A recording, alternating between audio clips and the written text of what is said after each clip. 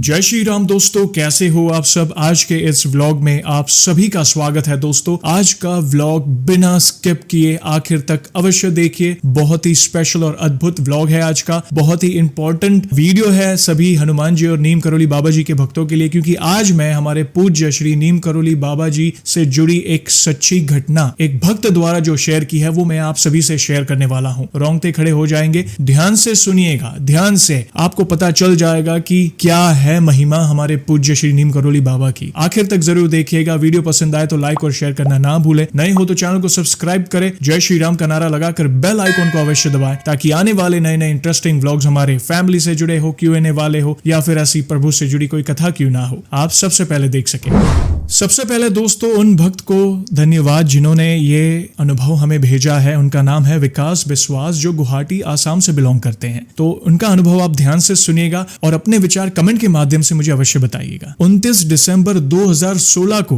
दिल्ली की कड़ाके की ठंड थी। मैं सुबह सुबह काठ गोदाम के लिए ट्रेन में बैठा। मेरी मंजिल कैची धाम यानी नीम करोली बाबा आश्रम थी। मैं काठ गोदाम पहुंचा और फिर टैक्सी से भवाली चला गया, जहां बाबा जी का आश्रम है। आखिरकार मैं देर दोपहर तक अपने गंतव्य पर पहुंच गया। उस समय वहां बमुश्किल कुछ दुकानें थी और ठहरने के लिए केवल एक होटल था जो मुझे आसपास दिखाई दे रहा था। इसलिए मैंने रहने के लिए उस होटल में एक कमरा बुक किया, जहां मैं पूरे होटल में एक मात्र मेहमान था। अपना छोटा सा सामान कमरे में रखने के बाद मैं मंदिर के लिए निकल पड़ा, जो कुछ ही कदम की दूरी पर है। फिर मैं अंदर गया और बाबा जी, हनुमान जी और माता वैष्णो देवी जी सहित सभी के शांतिपूर्ण दर्शन किए। मैं उनके सामने बैठा रहा और काफी देर तक ध्यान करता रहा, क्योंकि उस समय मुझे कोई भक्त दिखाई नहीं दे रहा था। कुछ देर बाद मैं बाहर आया और इलाके में घूमा। धीरे धीरे शाम होने लगी तो मैं एक बार फिर संध्या आरती का हिस्सा बनने के लिए मंदिर के अंदर चला गया। अद्भुत दर्शन और प्रसादम पाने के बाद मैं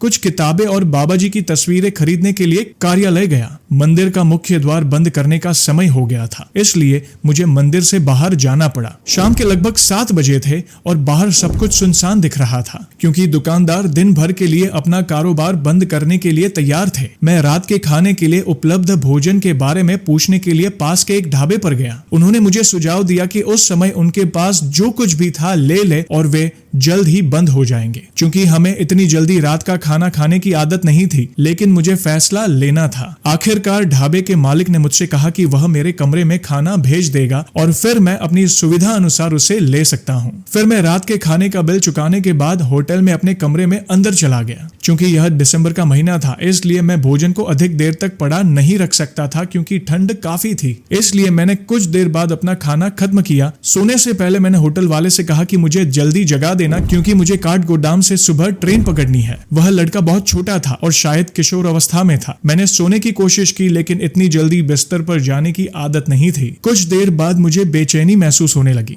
मेरे पेट में बहुत परेशानी हो रही थी। मुझे कई बार टॉयलेट जाना पड़ा। अब मुझे दस्त हो गई और मैं पूरी तरह थक गया था। मेरे पास जो भी दवा थी मैंने ले ली। मैं गिनती भी नहीं कर सका कि मैं कितनी बार शौचालय गया। मैं पूरी तरह से बिस्तर पर पड़ा था और मुझे पता नहीं था कि किस समय मैंने अपनी आंखें बंद कर ली और गहरी नींद में सो गया। शायद देर रात को मेरी आंख लग गई होगी। जब मैं उठा तो सुबह के लगभग 7 बज चुके थे और मेरी ट्रेन 8 बजे की थी। काठ गोदाम स्टेशन इतना नजदीक नहीं है, क्योंकि पहुंचने में लगभग 1.5 घंटा लगता है। मैं जल्दी से तैयार हुआ और दौड़कर रिसेप्शन पर गया, जहां वह लड़का सो रहा था। मैंने तुरंत उसे जगाया और उससे पूछा कि उसने मुझे क्यों नहीं जगाया, लेकिन अब बात करने का कोई मतलब नहीं। उसने होटल के मेन गेट का ताला खोल दिया। मैं बाहर मुख्य सड़क पर चला गया। मुझे सड़क पर किसी वाहन का नामो निशान नहीं दिख रहा था। मैंने सोचा कि अब ट्रेन पकड़ने का कोई मौका नहीं है। इसी बीच मैंने देखा कि एक गाड़ी दूर दिखाई दे रही है, लेकिन पास आने पर पता चला कि वह नगर निगम की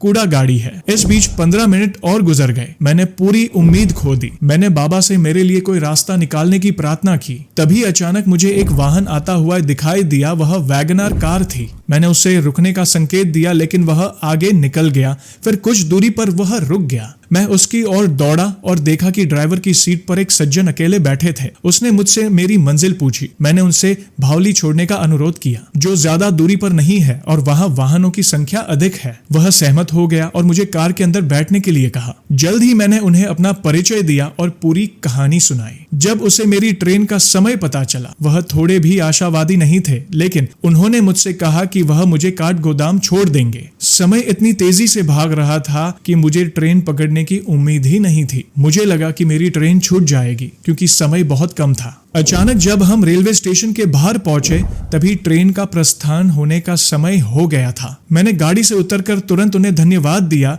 और वास्तव में असमंजस में पड़ गया कि क्या उसे किराए के रूप में पैसे दूं या नहीं। उन्होंने मुझसे कहा कि तेजी से दौड़ो और ट्रेन पकड़ो। उन्हें कुछ नहीं चाहिए था, लेकिन इस बीच मैंने उनका मोबाइल नंबर ले लिया था। मैंने बस धन्यवाद दिया और जितनी तेजी से भाग सकता था भागा। ट्रेन चल पड़ी थी और मैं प्लेटफॉर्म से ट्रेन के अंदर दाखिल हो गया। मुझे अभी भी पता नहीं कि मैं कैसे पहुंचा और उन सज्जन ने कुछ ही मिनटों में 40 किलोमीटर की दूरी कैसे तय की, और वह भी पहाड़ी पर सुरक्षित ड्राइविंग के साथ। वह चमत्कार है और वह है नीम करोली बाबा। अद्भुत लीला। जय श्री राम।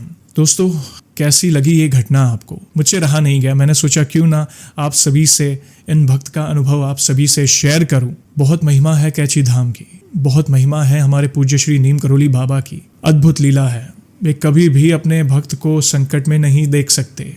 आपने देखा था, मैंने कुछ ही दिनों पहले एक भक्त का अनुभव शेयर किया था जिन्होंने हमें वानर के दर्शन कराए थे। उन्होंने भी ऐसी अनुभूति की थी। मतलब फर्स्ट टाइम वे गए थे, उनके कानों में किसी की आवाज सुनाई देना कि राम नाम का जाप करो, सीताराम का जाप करो, और उनके कार में पेट्रोल की बूंद तक नहीं थी और उन्होंने वो कुछ 30 से 40 किलोमीटर का रास्ता तय किया था। तो बाबा हर कदम पर अपने भक्तों के साथ है। जैसे हनुमान जी कैसे शीघ्र प्रसन्न हो जाते हैं अपने भक्तों के लिए थोड़ी सी भक्ति से मात्र, वैसे नीम करोली बाबा जी के लिए तो मैं क्या कहूँ, मतलब शब्द कम पड़ जाए। अद्भुत लीला है उनकी। दोस्तों, ये चमत्कार, ये घटना आपको कैसी लगी प्लीज मुझे कमेंट के माध्यम से अवश्य बताएं। और दोस्तों, सेशन को हम ऐसे ही एंड नहीं करेंगे, प्रभु के नाम का गुणगान जो करना है। और दोस्तों, आज हम वो करेंगे जो हमारे प्रिय हनुमान जी और हमारे प्रिय पूज्य नीम करोली बाबा जी को बहुत पसंद है, वो है राम नाम का गुणगान। तो ध्यान से सुनिएगा और ये पंक्ति आपको कैसे लगी मुझे कमेंट के माध्यम से अवश्य बताइएगा। तो शुरू करते हैं।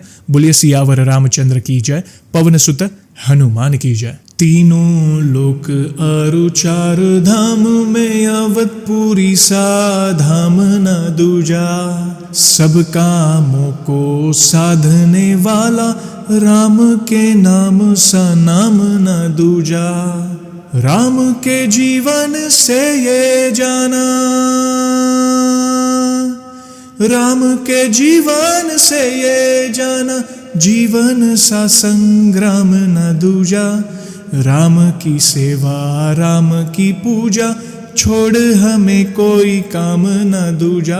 राम की सेवा राम की पूजा, छोड़ हमें कोई काम न दूजा। जय श्री राम, जय श्री राम। अद्भुत पंक्तियां, राम नाम की महिमा अपार है दोस्तों, और यही प्रिय है हमारे पूज्य नीम करोली बाबा को, और यही प्रिय है हमारे प्रिय बजरंगबली को। तो जितना हो सके राम नाम का स्मरण करते रहें, चलते फिरते उठते बैठते, राम भजन हो, कीर्तन हो, राम चरित्र का गुणगान हो, या मात्र आप अगर कुछ न कर सके तो राम नाम का नाम जप अवश्य करें। राम से बड़ा राम का नाम है, तो चलते फिरते उठते बैठते राम नाम का जाप अवश्य करते रहें। हो सके तो राम नाम का प्रचार जितना हो सके करते हैं। देखना, राम जी की तो कृपा होगी, साथ साथ हनुमान जी की भी कृपा होगी, और साथ साथ पूज्य श्री नीम करोली बाबा जी की भी कृपा आप पर होती रहेगी। दोस्तों, वीडियो पसंद आई हो तो लाइक और शेयर अवश्य करें। नए हो तो चैनल को सब्सक्राइब करें। जय श्री राम का नारा लगाकर बेल आइकन को अवश्य दबाएं, ताकि आने वाले नए नए इंटरेस्टिंग व्लॉग्स हमारे फैमिली से जुड़े हो, Q&A वाले हो, या फिर प्रभु से जुड़ी ऐसे कथा क्यों ना हो, आप सबसे पहले देख सके। और जल्दी लौटूंगा मैं एक और इंटरेस्टिंग व्लॉग के साथ। तब तक जय श्री राम, जय हनुमान।